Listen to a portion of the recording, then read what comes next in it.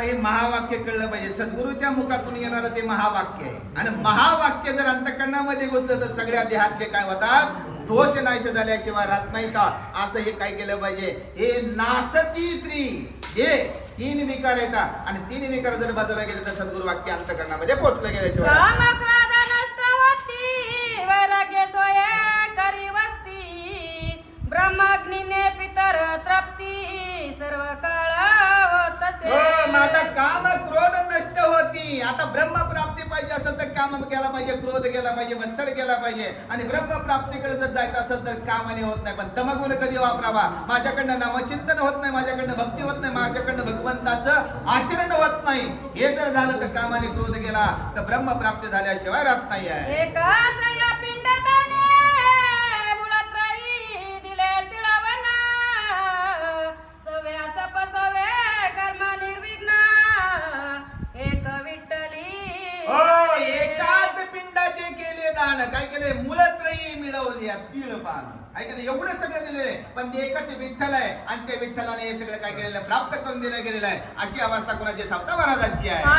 तशी पूजा झाली, कुळी सकळ उतारली, पंचभूते उताशिली, ब्रह्मरूप अग्नित. आहे तैशी पूजा केली. कशा अवस्थेमध्ये सावता महाराज होते, शेतामध्ये होते, भगवंताचं नामचिंतन घेतलं आणि तीच भगवंताने काय केलेली पूजा आपलीशी केली आणि स्वतःच्या कुळाचा काय केलेला उद्धार करून घेतला. नाही आधी मेला, सुखरूप नियाठेल, नामरूप विसरल, पूर्ण सुख संसारी.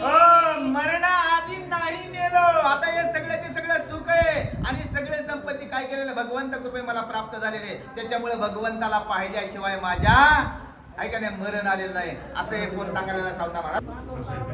प्राप्त झाली त्या कायची विहित बोली, सुखरूप वृत्ती झाली, पूर्ण विठ्ठली. आईशी स्थिती झाली, पूर्ण विठ्ठले. सगळं भगवंताने माझी अशी काय केलेले, भगवंताच्या भक्तीमध्ये गेल्यामुळं माझी अशी परिस्थिती झाली, अशी माझी स्थिती झालेली. सावता महाराज सांगू लागलेले समूळ अहंकार नासला, देव संग भय साधला, लोकाचार नष्ट झाला, जीव झाला सुखाने. जन्म मरण नासले, नाही काळाची राहिली भीती, नाही राहिली यमाची. सगळी अहंकृती काय झालेली, नाहीशी केलेली आणि पांडुरंगाने काय केलेलं, सावता महाराजांना मुक्त केलेलं आहे. असा सावता महाराज मुक्त झालेले आहेत. मरण देह पात, त्यासी नव्हे काळ आघात, देह पडो कवने स्थितीत, जन्म बाधा लागे ना.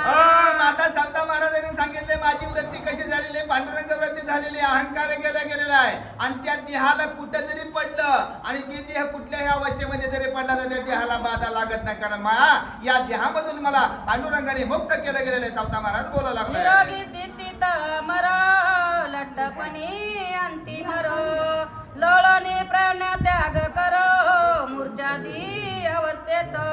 आता यापैकी कुठलंच माझ्याकडे मरण नाही. कारण अंतुरणावर लोळलं नाही किंवा अटॅक आला नाही किंवा दवाखान्यात गेलो नाही किंवा माझं बायपास झालं नाही. याच्यापेक्षा मी आताच काय झालेलं आहे, मुक्त झालेलं आहे. असं ग्रंथकार पुन्हा सांगताय. कोणत्याही स्थितीत मरण, ज्ञात्यासी नवे बंधन, आदिन पूर्ण विद्या निर्वाण, मोक्षस्थानीच बसे. मोक्षस्थानीच बसे. असे हे मरण कधीच का साधकाला येत नाही किंवा त्या भक्ताला येत नाही. असं मनोगत कुणाचं, सावता महाराजाचं आहे. सावता महाराज कुणाला सर्व त्या कीर्तनामध्ये आलेले सगळे देवगण आहेत त्यांच्या समोर सांगू लागलेले आहेत. आत्मध्यान ज्ञान थोर प्रमाण, बाध त्याचा अशक्य जाण, वेदांत केसरी प्रबल पूर्ण, केले निवारण संसाराचे. केले निवारण या संसाराचं आत्मज्ञान हे थोर आहे. आणि या संसाराचं काय केलेलं आहे, त्या आत्मज्ञानानेच माझ्या संसाराचं निवारण केलं गेलेलं आहे. असं हे सावता महाराज बोलताय. ईश्वराची पूर्ण काळ येते ज्यांचा मेळ, तेने गोटीला सुख तळ, पूर्ण ब्रह्मा सागरचा.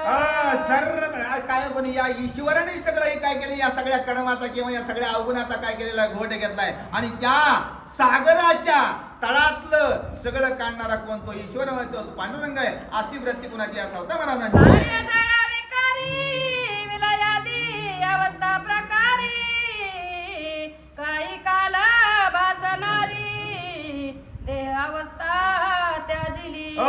काय कार्य जरी जड तरी हे सगळं कार्य कोणी पांडुरंगाने केलेलं आहे. या जडत्वाला काय केलंय, हलकं केलं गेलंय आणि हे सगळं त्या माझ्या पांडुरंगाने माझ्याकडनं जडत्व पण काढून घेतलं. या देहामध्ये जी अहमता होते हे सगळे त्या पांडुरंगाने काढली गेलेली असं सावता महाराज बोलताय. ठेवल्यावर